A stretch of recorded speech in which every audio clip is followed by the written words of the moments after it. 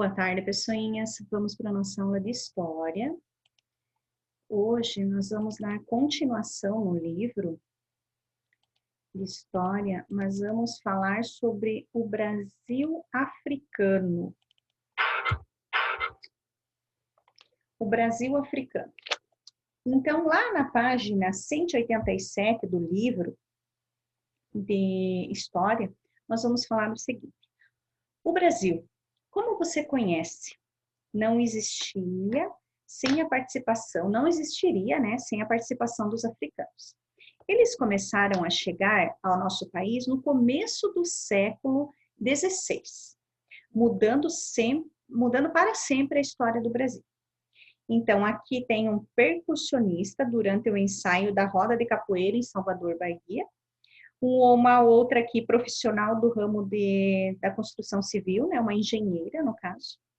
E depois aqui as crianças tocando tambores no centro histórico do Pelourinho, em Salvador, Bahia. A África está presente nos costumes e no jeito de ser do brasileiro e manifesta-se em nossa cultura através dos ritmos musicais, como o samba, o machixe e o pagode. Está nas danças do frevo, na congada, no axé, além da literatura, pintura, pensamentos e hábitos do povo. Entretanto, a trajetória da população afrodescendente em nosso país está marcado por anos de luta pela liberdade, quando os africanos começaram a vir para o Brasil e outras partes da América. Chegaram escravizados pelos europeus. Durante quase 400 anos, africanos e afrodescendentes combateram a escravidão no Brasil. Eles resistiram bravamente ao domínio senhorial, preservando suas raízes culturais e religiosas. Atualmente, é bem fácil perceber a herança cultural africana das principais manifestações artísticas, musicais e intelectuais do nosso país. Então, a gente vai falar um pouquinho sobre cultura afrodescendente do Brasil. Então, a cultura africana chegou às terras brasileiras pelos africanos trazidos para cá para servirem como escravos, né? Que eles iam ser como escravos. Os navios negreiros, os tumbeiros, grandes embarcações europeias que traziam em seus porões dezenas e até centenas de africanos em condições degradantes. Lembra lá que a gente leu quando a gente estava na escola, lá na sala de aula ainda, né? Que eles vinham bem no casco ali do navio, que eram colocados um do ladinho do outro, que uns até morriam, né? De tanto ficar sufocado ali. Carregavam pessoas de várias etnias africanas, o que permitiu a pluralidade cultural de origem africana no Brasil. Com a fusão entre a cultura africana e os vários elementos da cultura indígena e europeia, nasceu no país uma cultura muito vasta. Se buscarmos nossas origens, diversos são os elementos que compõem a nossa formação tradicional e têm origem no continente africano. O candomblé e umbanda são religiões originalmente brasileiras, mas que surgiram com base em elementos religiosos africanos. Foi os africanos que trouxeram isso, que não tinha aqui, né? Na época que eles vinham, a religião aqui, essa cultura religiosa, era católica, né? Porque era dos portugueses, a única que tinha era católica. O candomblé consiste no culto aos orixás da cultura iorubá, enquanto a umbanda é uma forma sincrética entre o candomblé, o catolicismo e o espiritismo kardecista. As religiões afro-brasileiras estão presentes principalmente no estado da Bahia. Lá eles têm, né, bastante, e passa até na TV, às vezes, aquelas mulheres vestidas de branco, lá as baianas, lavando as escadas. Lá tem um dia do ano que elas lavam as escadas lá, que é esse do candomblé e da umbanda, né? Aqui a gente não tem muito disso. Culinária.